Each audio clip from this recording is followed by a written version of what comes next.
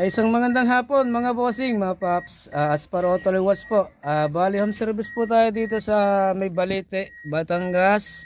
Yung ating customer na isang Toyota Vios 2004. Ang issue niya, crank but one start.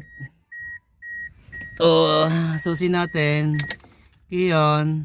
Complete yung ating warning indicator sa ating dashboard. Then try natin start kung andar. Okay, one click, maandar na yung atin na Toyota Vios.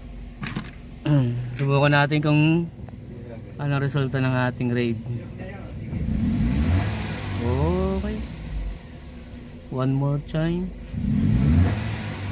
Okay.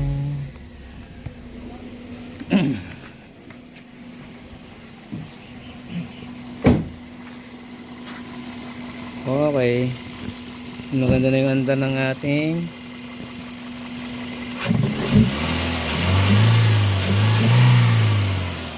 Toyota Vios. Umaandar na po mga kapatid.